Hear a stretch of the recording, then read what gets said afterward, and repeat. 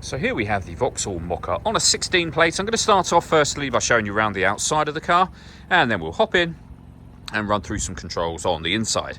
From the outside you can see it's a 5-door car with alloy wheels and tinted windows. I'm going to start off inside its boot space first of all. As we approach the back of the car, you can see we have reversing sensors, plenty of boot space as well, along with that 60/40 split folding rear seat, should you wish to increase this space even further again. Okay, so we're just going to work our way back around to the front of the car, and then we'll hop in, and as I mentioned, we'll run through some controls from there. Just briefly before we climb in, I think it's well worth seeing the interior from this exterior point of view. There's plenty to run through on the dashboard, so let's hop in and we'll do that now. Okay, now that we're inside the car, we're going to start with the dials. On the left-hand side, we have the rev counter. We have the speedometer on the right-hand side, the fuel gauge and coolant temperature gauge at the top in the middle.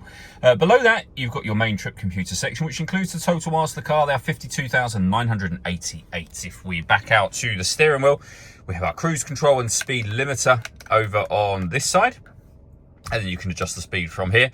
We have our phone and stereo controls on the right-hand side. The main stereo is over in the center, so all of the buttons you'll need are here and the screen directly above it. So as you can see, we have AM radio, we have FM, DAB as well. We have a CD player, we have auxiliary input. You can also pair your phone for Bluetooth. Once you've done so, you'll be able to make and receive phone calls. We can make adjustments to our bass, mid-range, treble, balance, fader, etc. We have a configuration menu and an info menu with regards to, in this case, the radio that we're listening to currently.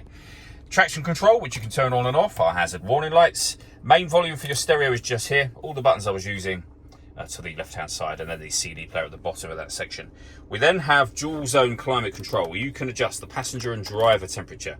You can increase and decrease the fan speed. That's your air conditioning off.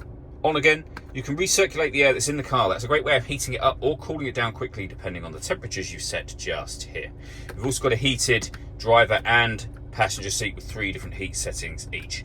Incidentally, all adjustments made to your climate control will show temporarily on that main screen. So for example, you can see there the temperature that you are adjusting the passenger and driver areas to. We can turn our parking sensors on and off, the stop and start on and off. We have a 12-volt charging socket, auxiliary, USB inputs, both underneath that cap, and some storage here. We have our 6-speed manual gearbox and then 2 cup holders. All that leaves me to say is thank you for taking the time to watch this video. If you'd like to come and see the car in person and have a test drive, please feel free to give us a call here at Surrey Specialist Cars. We'd love to hear from you soon.